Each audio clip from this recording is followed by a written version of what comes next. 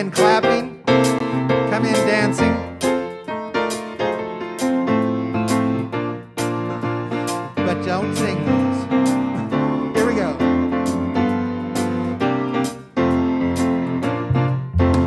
Come and go with me to that land. Come and go with me to that land. Come and go with me to that land. Where I'm bound, where I'm bound. Come and go with me to that land. Come and go with me to that land. Come and go with me to that land where I'm bound. There'll be freedom in that land. There'll be freedom in that land. There'll be freedom in that land where I'm bound, where I'm bound. There'll be freedom in that land. There'll be freedom in that land. There'll be freedom in that land where I'm bound. There'll be justice in that land. There'll be justice in that land. There'll be justice in that land where I'm bound, where I'm bound. There'll be justice in that land. There'll be justice in that land. There'll be justice in that land where I'm bound. Come and go with me to that land. Come and go with me to that land. Come and go with me to that land where I'm bound, where I'm bound. Come go with me to that land. Come and go with me to that land. Come and go with me to that land where I'm bound.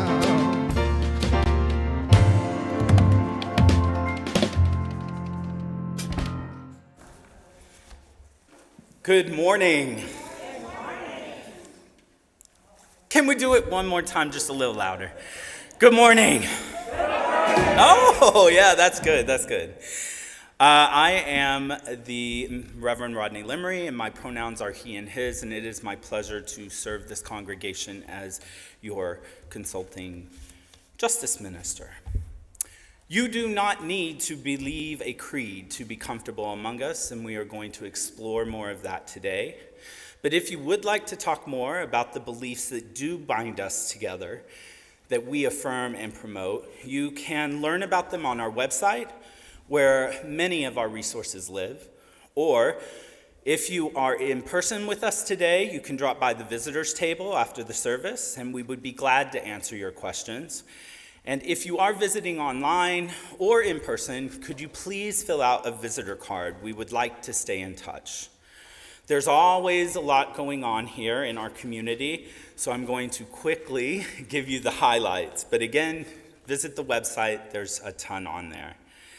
Connect groups begin today on campus. These are really nice small group ministry ways of connecting with one another and keeping warm on a rainy day. There is a virtual session with Jim Lewis, the Reverend Jim Lewis, at 1:30 today on Zoom, and an additional virtual one, Michael, on Thursdays? Great, okay, so Thursdays, virtual. Widening the Circle next Saturday is a day where we will focus on welcoming those in our midst with disabilities and other radical inclusion topics. Please register on the calendar. It should be really, really interesting and enjoyable. It is also Sustainability Week in Walnut Creek this week, and MDUC is actually hosting quite a few of those activities, both in person and virtual. Please visit our webpage. There is a link to the Walnut Creek Sustainability Week information on our site, and you can get all of the registration information there. The Climate Justice Group has really done hard work on this project, and there's some really cool things happening, so I invite you to partake. Also, if you find yourself in need of a listening ear or any financial support, that is available to you, please contact Reverend Leslie, our lead minister, or our intern minister, Michael. Asking is a gift that you actually give to the community. So welcome to this, our beloved community. And before I invite the board rep up, I hear that we have a special announcement from our Bid from Love group.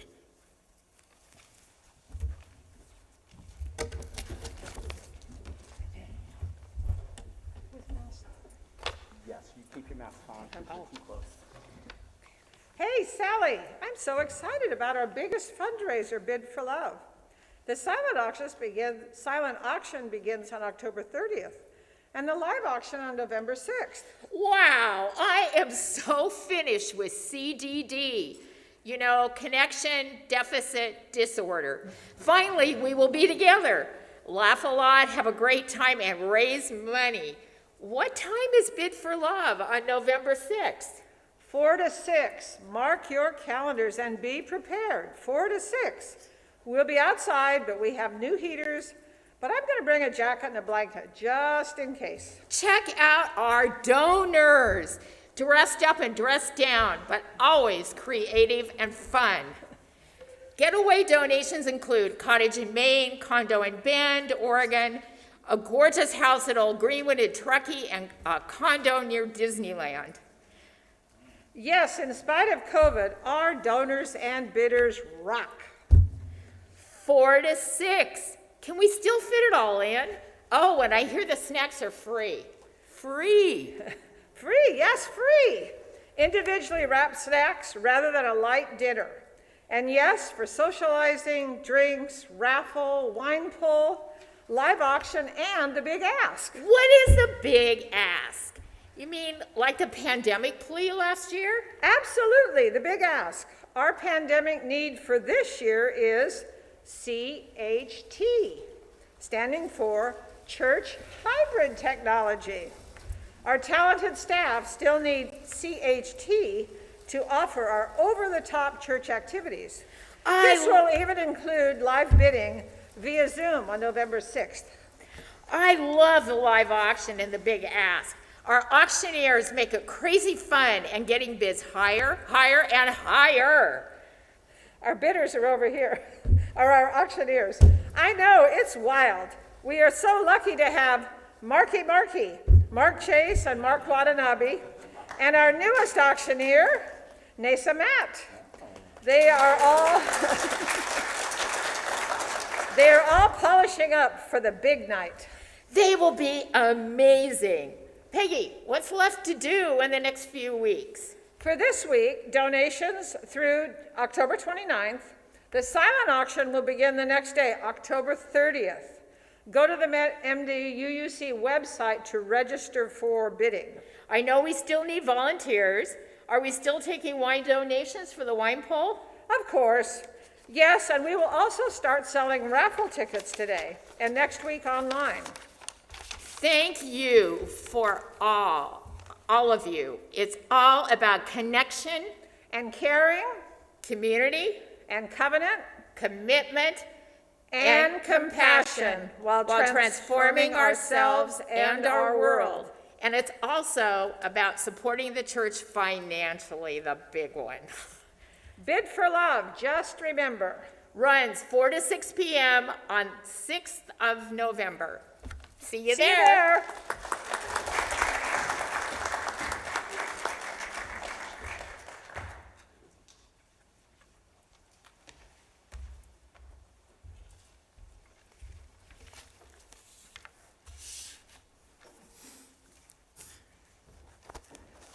As you can tell, Bid for Love is also quite a bit of fun.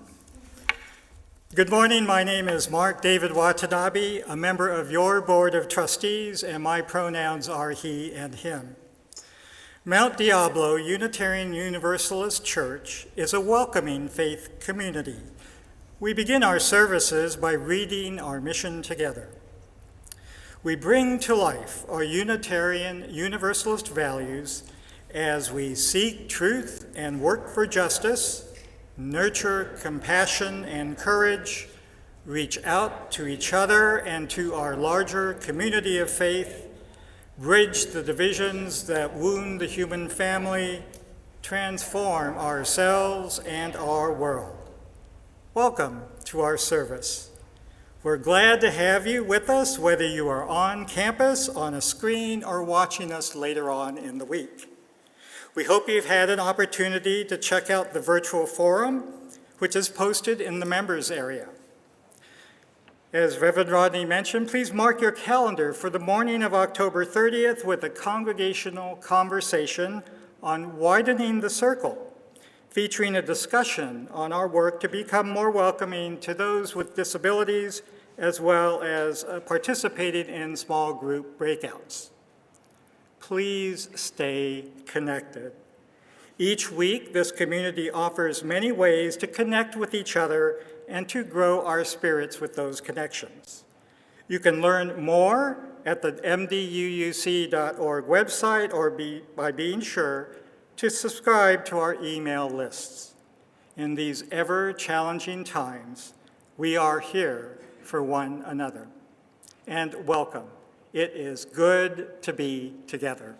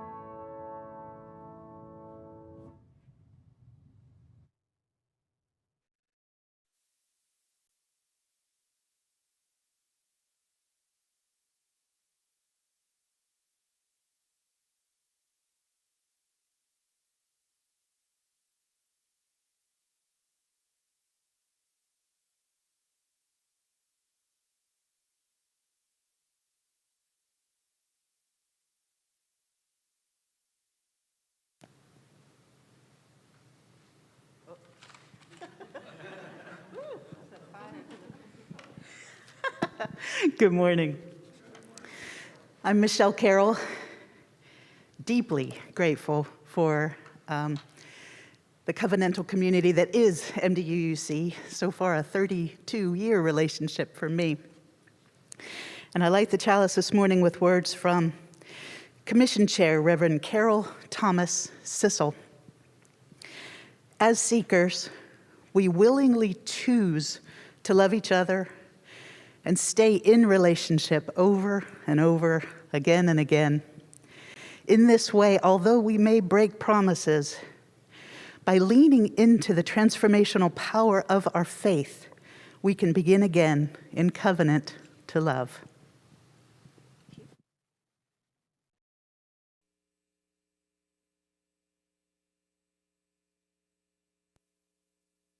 Good morning. My name is Indigo Lewis, and I serve Mount Diablo Unitarian Universalist Church as the Director for Lifespan Religious Education.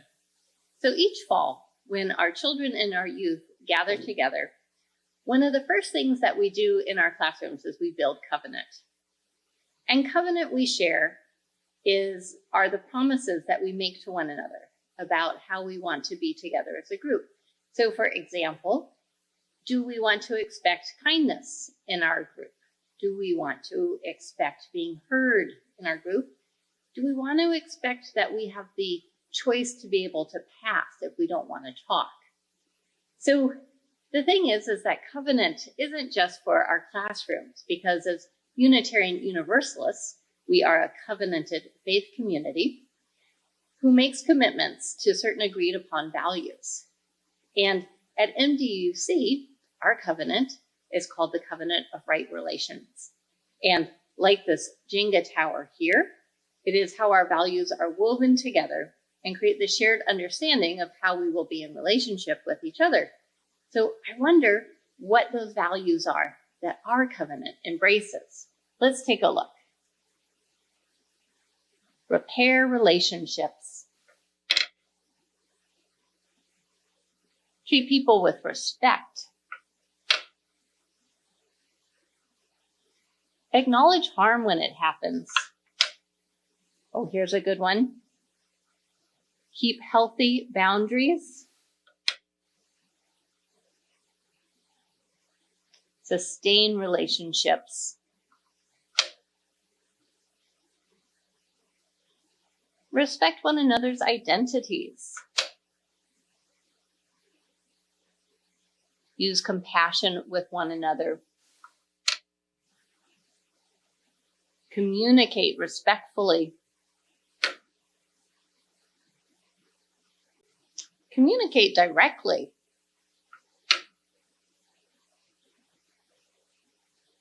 Support diversity. Listen to one another. Keep an open mind. You know, one of the things I'm noticing right now, our tower's getting a little wobbly. I think I probably should not pull out any more values or it might just tumble down. But that makes me think that when we keep our values in place with one another, then we are a stronger community for it. Now, I invite everyone to hum along as Mark sings our children and youth out to their activities.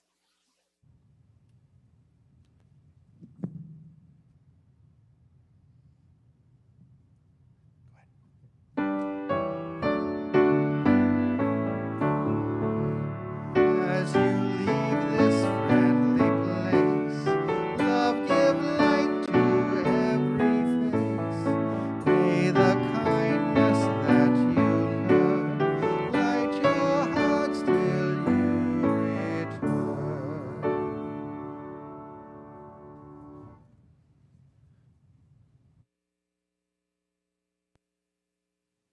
Good morning. My name is Sharon Sabota, and my pronouns are she, her, and hers. I am really happy to be the worship associate for today when we're going to be thinking about and talking about relationships, the ways in which that we relate to one another, the ways that we're there for each other, and even in the ways that we're there for and relate with ourselves.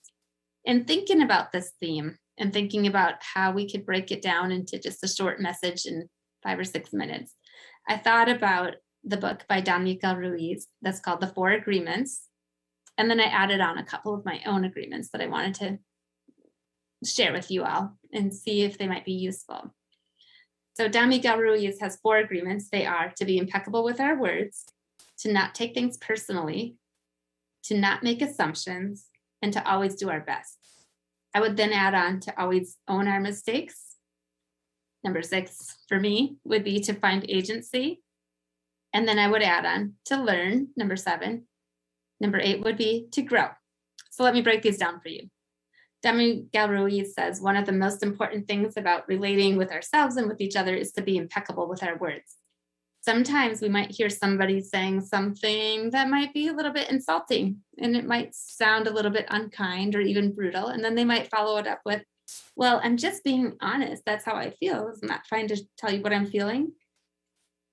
And while honesty and authenticity can be important, I think it's also important for us to consider the intention behind what it is that we are communicating and speaking when we share what we see as our own truth. If I happen to not like somebody's outfit, maybe that's not necessary for me to share that. I can kind of do an inventory and think about that. Now, the second one that he says is not to take things personally. So we can look at this in a number of ways. Maybe we've been the recipient of some unkind words from somebody, and we can feel devastated by those, like we're humans, that can happen. Another thing, though, we could do is be to step back and think, okay, maybe that person's not being impeccable with their words. Maybe there's a reason why. Maybe something's going on for them. Maybe their words that they're communicating to me are more a reflection about them and something they're experiencing in this moment than something I'm experiencing, or that's something that's true about me. Number 3 is to avoid making assumptions.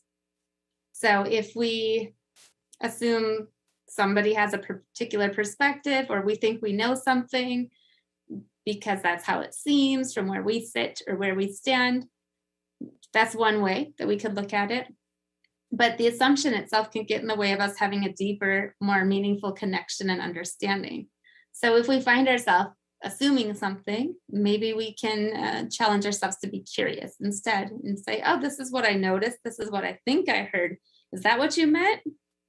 And that can be really uncomfortable sometimes to do that. But as I always remind the college students that I work with, and I also have to remind myself, I'm also human and learning and not a master of all these things that I'm sharing with you today. Sometimes being uncomfortable is, if we're never uncomfortable, then I don't think we ever have a chance to grow. So sometimes in order to grow in our relationships with each other, with ourselves as people, I think we have to get to the uncomfortable space. And even if having a clarifying conversation could make us uncomfortable, I would argue it's worth it. Number 4 is to always do our best. That one I think speaks for ourselves. We want to make sure that we're always showing up as the best version of ourselves. And that's not going to look the same way any 2 days. Because as I mentioned, and as we know, we're humans and we all have different experiences and different challenges on any given day. The next one, in the event that we make a mistake or somebody calls us out and they said, oh, I experienced this from you. I think I would even add in an additional one before this one. The first step would be to listen to what the person is sharing with us, and then to take ownership. Maybe somebody had an encounter and something that you said, something that I said, something offended somebody and it landed wrong. Or somebody felt left out. And maybe you were the one who accidentally left them out. You omitted them from the guest list. If you can hear that and say, I hear you, and you're right, I did that, I'm going to do better next time, and really mean it, it can be very freeing for yourself and for those around you. It can also make them feel really heard. The alternative would be to be defensive and say, no, you're making assumptions, that's not right.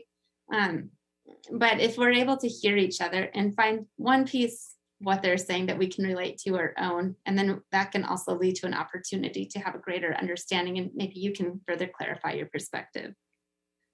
Number 6, from my list, now we're in the Sharon Sabota list, not the Don Miguel Ruiz list anymore, is to find agency.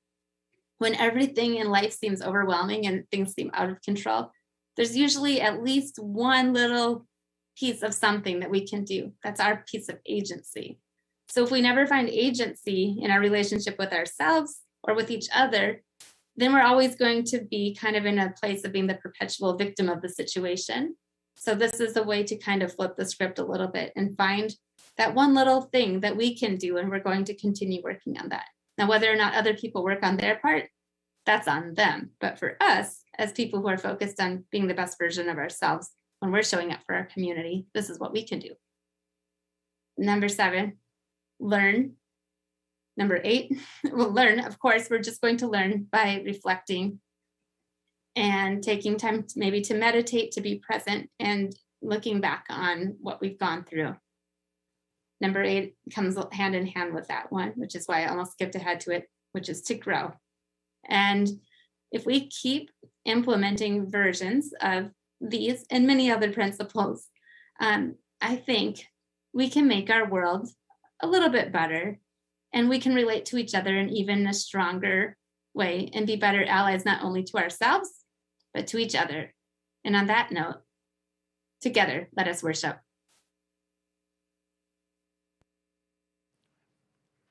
We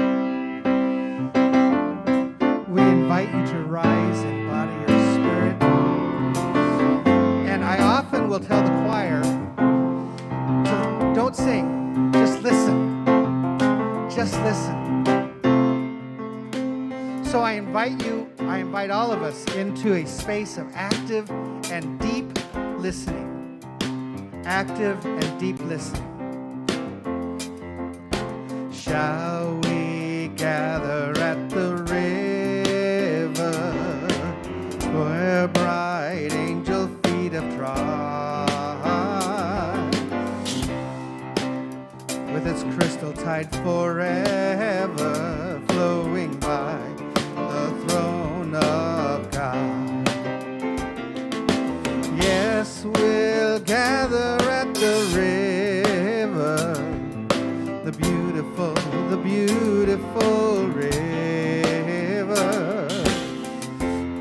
gather with the saints at the river that flows by the throne of God.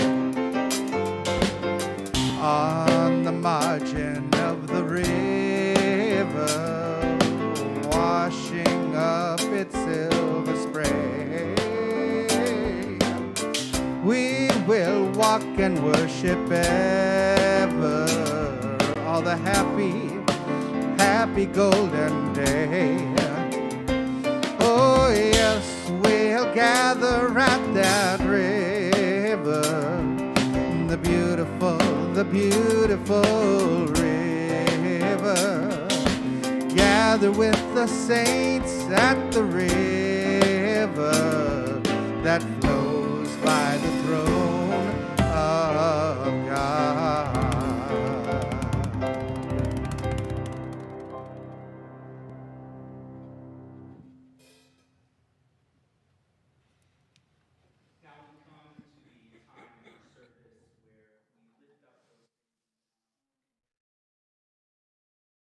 For any one of us to bear. And as is our tradition in this congregation, that when a loved one in our community transitions from this life to the next, we take a candle and light it from the collective flame of our chalice. So today I will be lighting a special candle for longstanding member of our church and original Pleasant Hill co-housing, Polly Padgett Rogers, who transitioned from this life last Monday. She is survived by her husband, Peter Rogers, and their 3 children.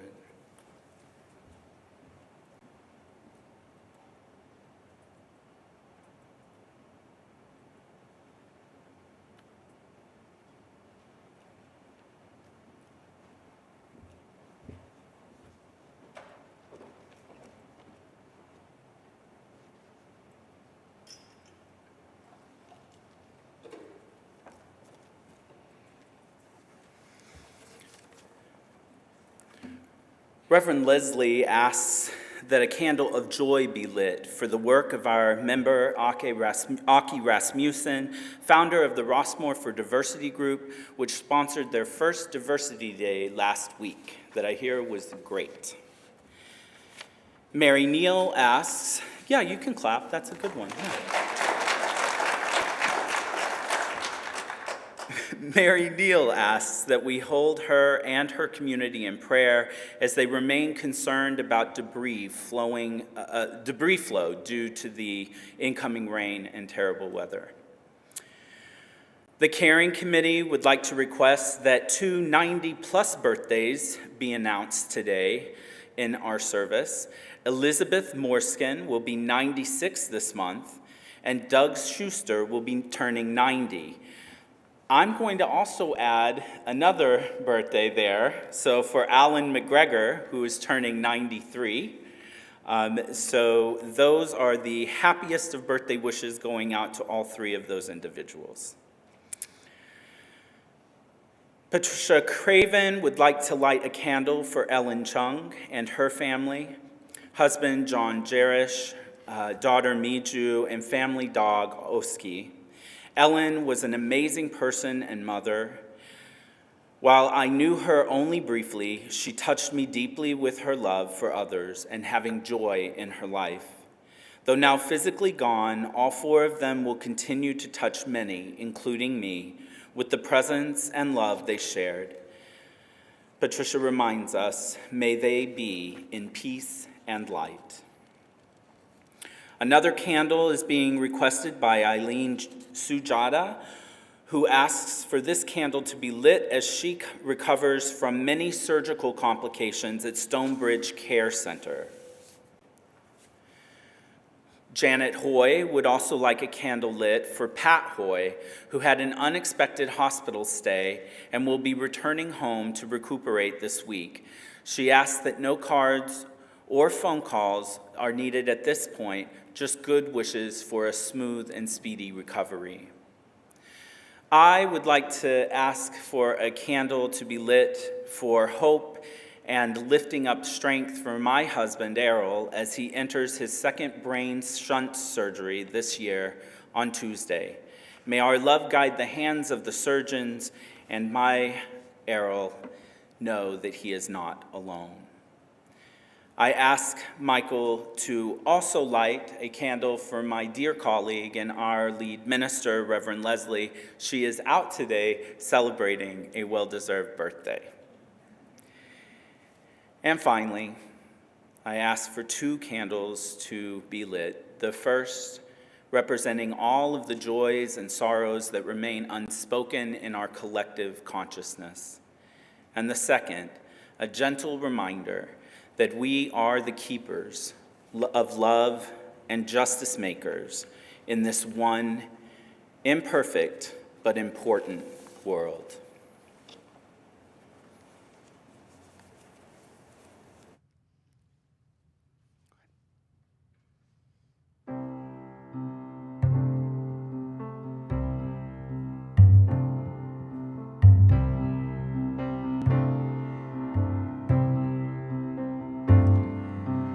When I am frightened, will you reassure me? When I am certain, will you hold my hand? Will you be strong for me? Sing to me silently. Will you share some of your stories with me? If you will show me compassion, then I may learn to care as you do. Then I may learn to care.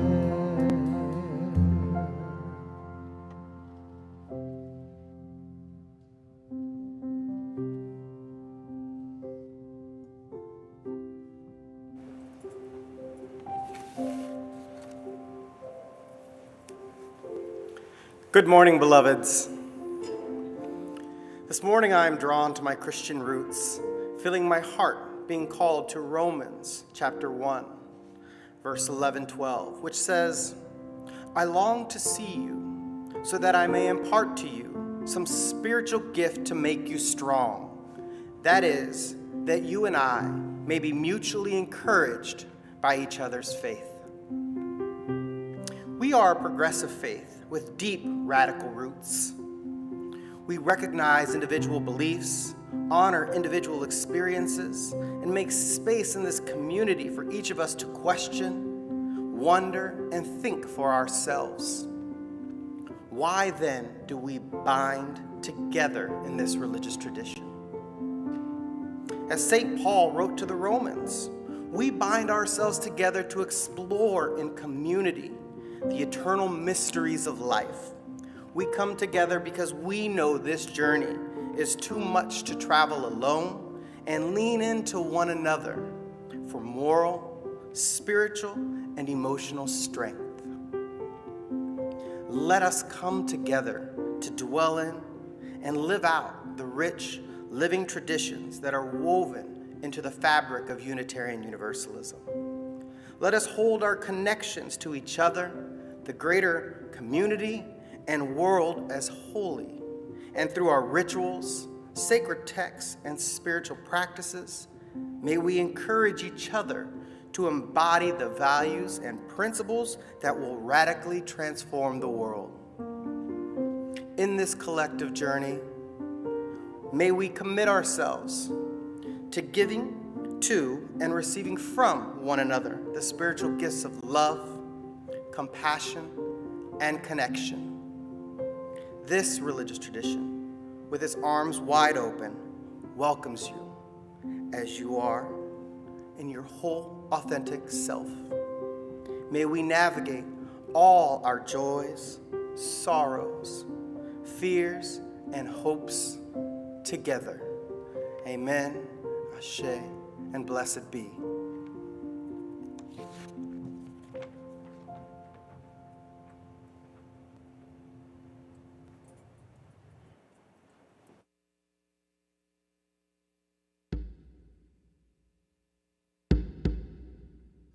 Be the change you want to see in the world. Be the change you want to see in the world. world. Be the change you want to see in the world, and change will come to you.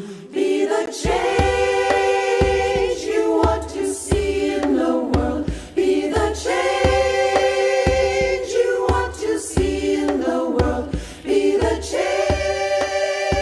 you want to see in the world, and change will come to you.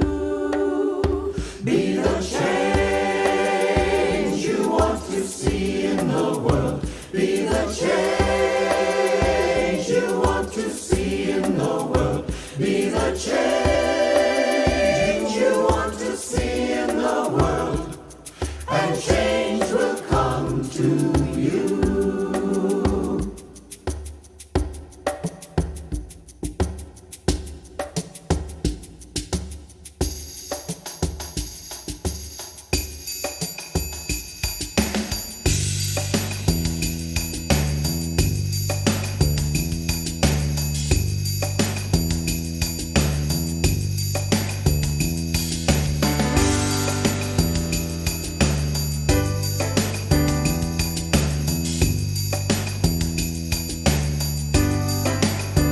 Be the voice you want to hear in the world. Be the voice you want to hear in the world. Be the voice you want to hear in the world, and change will come to you. Be the light you want to shine in the world. Be the light you want to shine in the world. Be the light you want to shine in the world, and change will come to you. Be the change you want to see in the world. Be the change you want to see in the world. Be the change you want to see in the world, and change will come to you. And change will come to you. And change will come to you.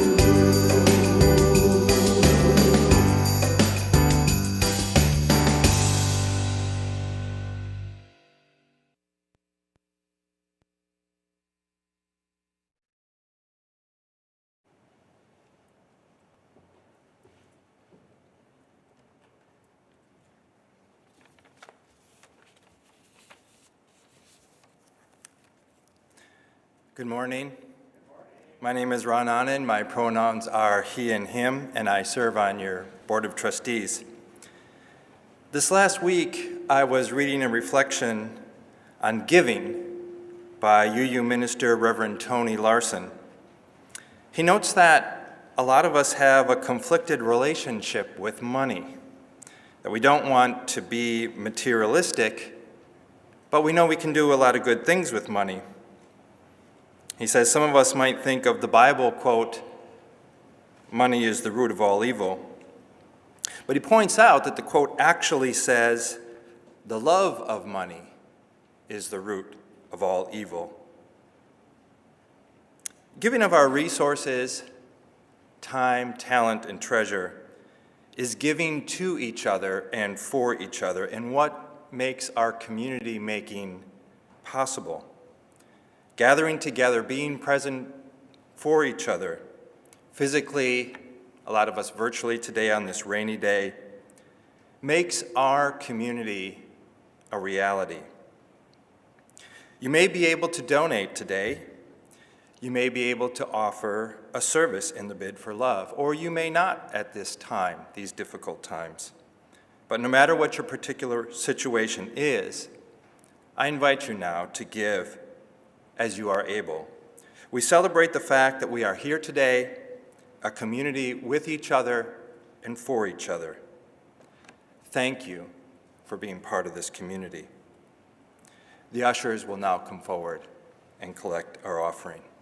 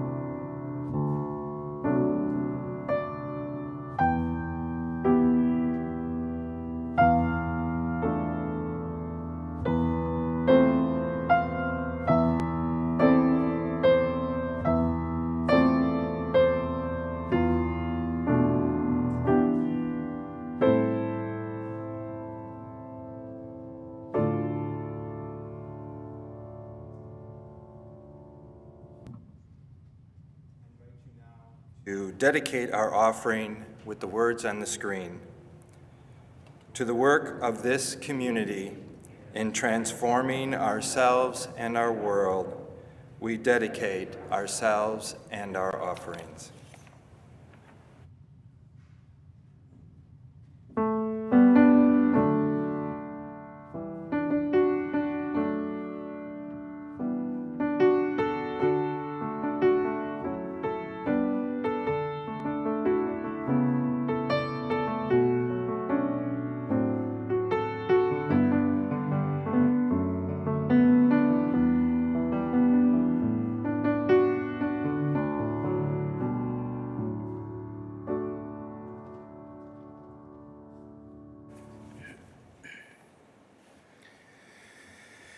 So as a child, I remember singing the hymn, "Shall We Gather at the River," in my grandparents' old Baptist church.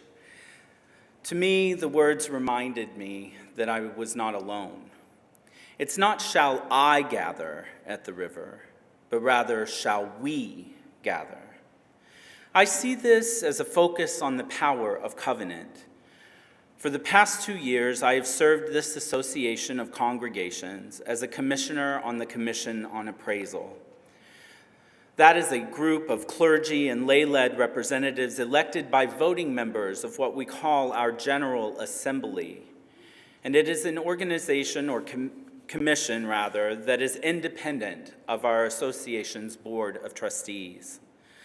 The task of the commission is to investigate a particular topic of interest of the association and report back to the General Assembly through a publication, all of our findings.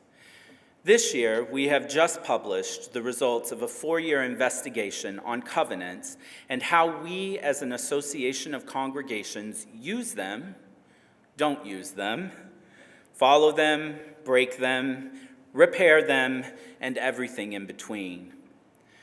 I wanted to share with you today some of our results of the valuable work.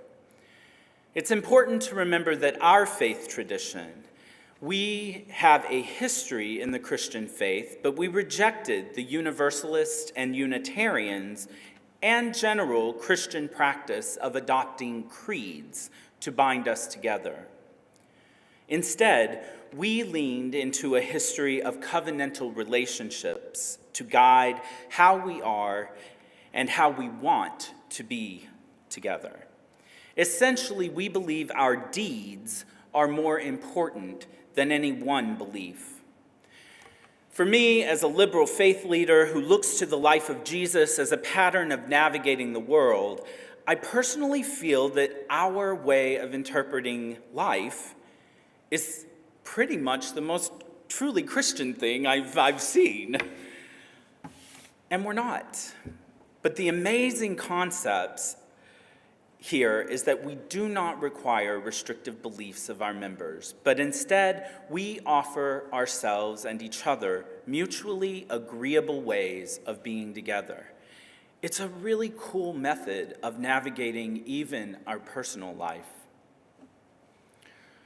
Now, some may say that there is a troublesome current of wokeness or cancel culture permeating Unitarian Universalist faith right now. But what I'm hoping today's service will demonstrate is that our belief and display in covenants is incredibly important. And instead, I hope to shed light on what I see as the true problem of our faith today: an overindulgence of our individuality while refusing to care for the larger whole. Now, this just isn't a UU dilemma. We are all living in a very real issue of individuality over community building right now with the COVID pandemic.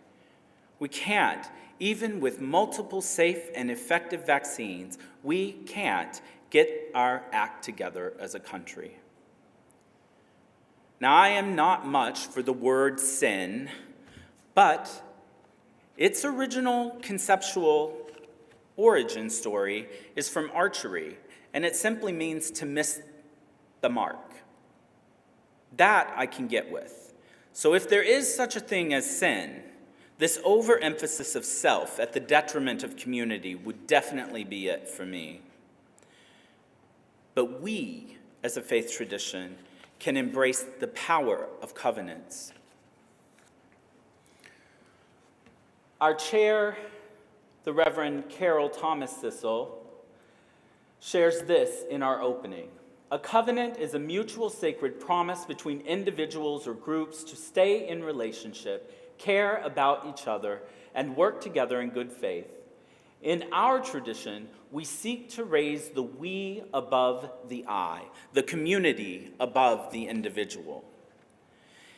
I think it's important to remind ourselves that we are an association of congregations. We are not a denomination like other faiths. All of our congregations 100% govern themselves. Now, it is true that annually we gather representatives from all of these disparate congregations to meet at what we call our General Assembly to do the work of our larger collective faith movement. But at the end of the day, the authority of our missions and visions reside squarely at the congregational level. Our involvement in this association is a covenantal act, one which affirms the 7 principles that if you're a UU, you are familiar with. If you're new today, drop by the visitors table. We'll talk to you about those principles. But essentially, we are not an ecclesiastical faith with various hierarchical levels of authority like bishops and cardinals or popes. Simply put, your individual vote in congregational meetings is an act of faith and an observation of covenant between you and your fellow community members. And the votes at our General Assembly by those representatives is what we refer to as the Unitarian Universalist Association. While our association has a board president and a board and a president and offices in Boston, there is no one dictating anything to individual congregations, but rather those who take time out of their personal schedule to represent their congregation at our annual meetings. These are the ways we exercise free and fair democratic processes within our association, and it guides our faith to the future. Now, this may result in actions taken by the General Assembly or commissions like the Commission on Appraisal, for which we as individuals may not be in alignment. This is the complexity of a covenant, a diminishing of self for the greater collection of lives. In fact, in our work, the Commission on Appraisal interviewed 82 congregational representatives, and we found that when we asked about the disadvantages of bringing up covenants within their community, 19% of those congregations who actually had covenants in place still indicated that there were individualistic people within their community that really had a problem with the construct of covenant. Now, our sample size was not statistically relevant, so we have to be very careful about drawing conclusions to the greater faith. That's my science out there for y'all. But of our sample, this was an observation made.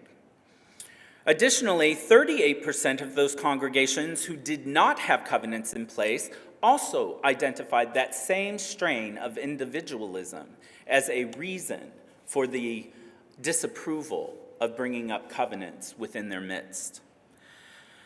Our work also indicated that overwhelmingly 77% of the leadership, like the boards, the board reps within the congregations, the lay leaders of committees, and the congregations as a whole through congregational voting or congregational meetings, were willing to sit with the discomfort of reduced individualism while uplifting the regular covenant as a way to affirm care for the community. This is overwhelmingly wonderful news, I think. It means that even within our very disparate and independent congregations, we do seem to share the value that covenant is a powerful tool.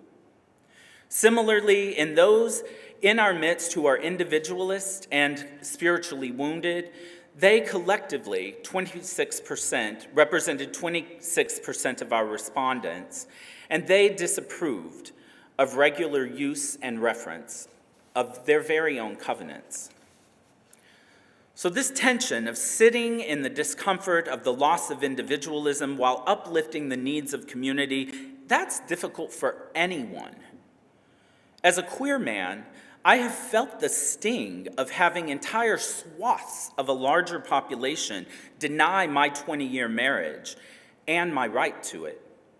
I also am old enough to have witnessed the hideous insensitivity to my community during the AIDS epidemics of the 80s and 90s, and even the HIV stigma that still continues to this day.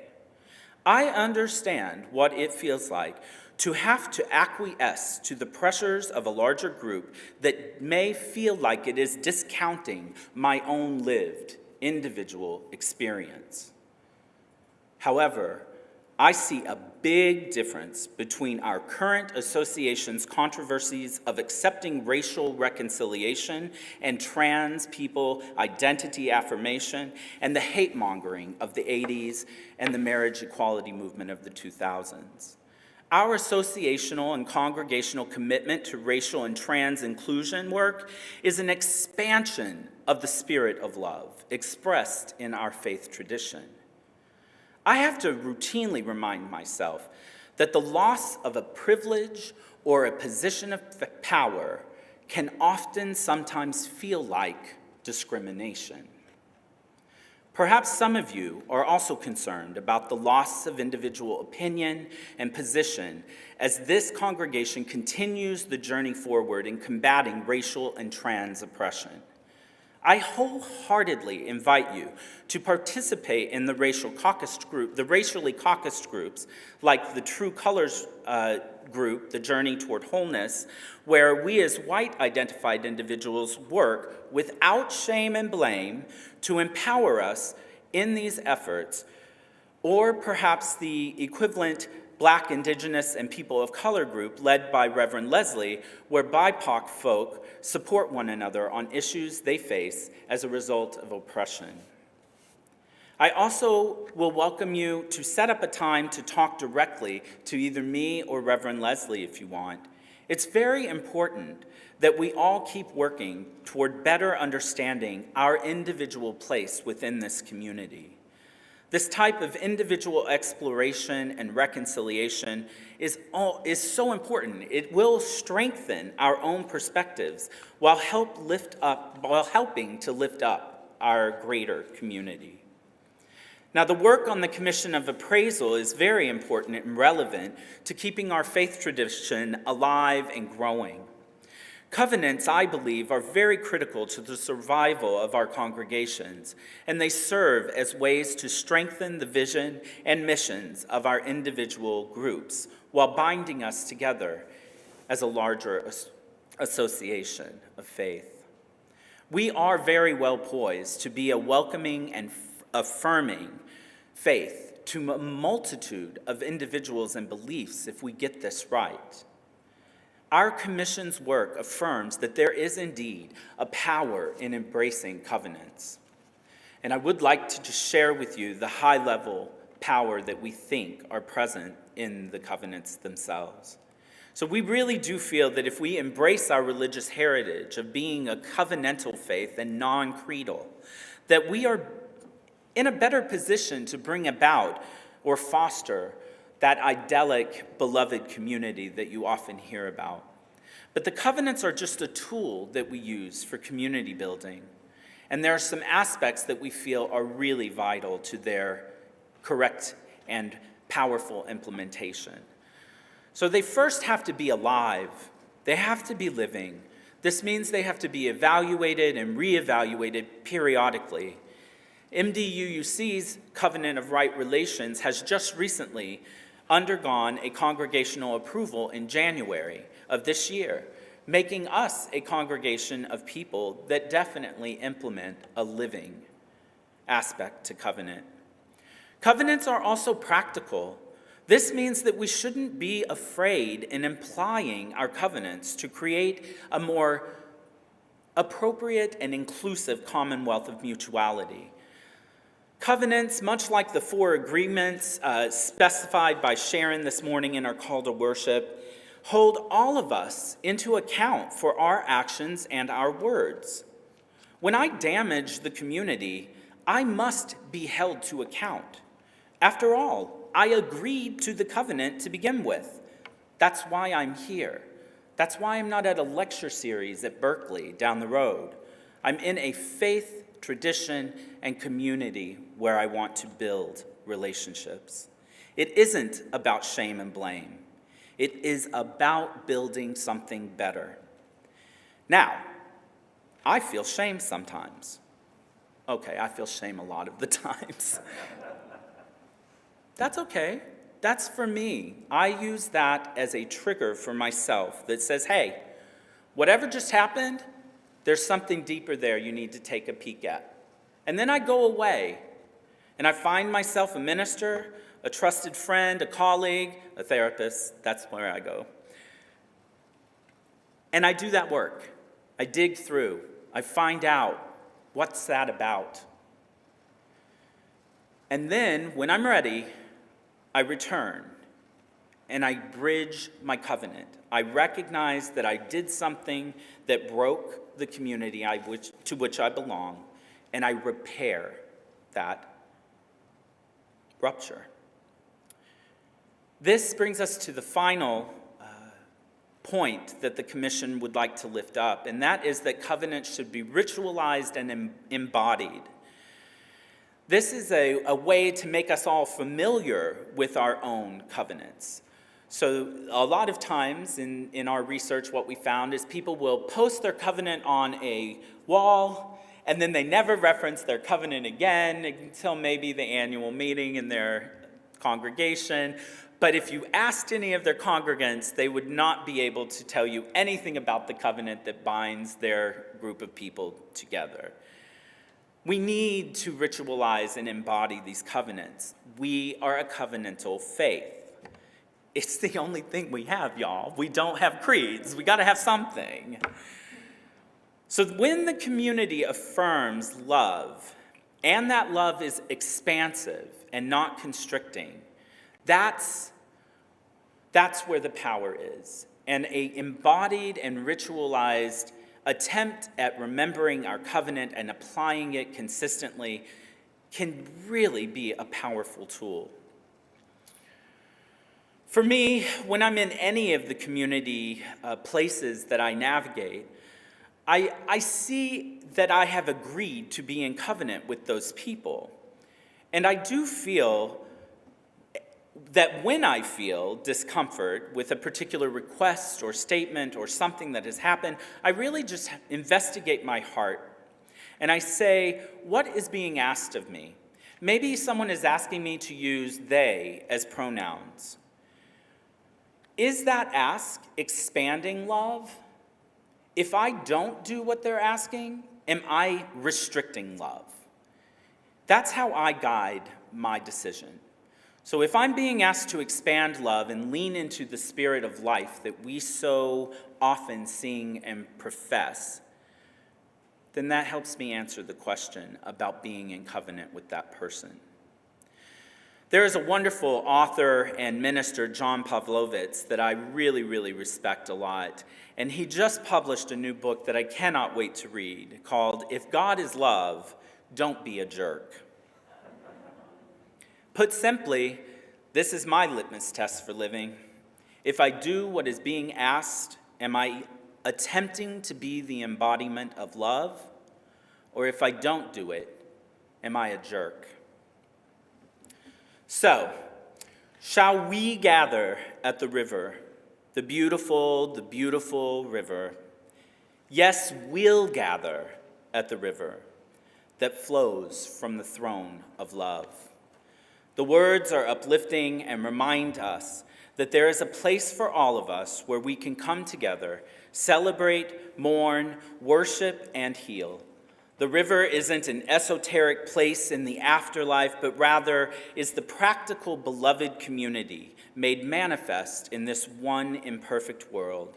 And if we attempt to unlock the power of covenantal relationships, I believe we just might find it.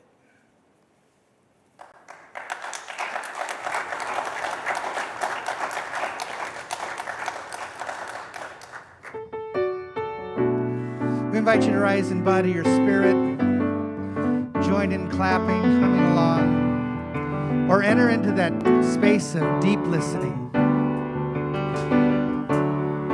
Oh, we give thanks for this precious day, for all gathered here and those far away, for this time we share with love and care. Oh, we give thanks for this precious day. Oh, we give thanks for this precious day, for all gathered here and those far away, for this time we share with love and care.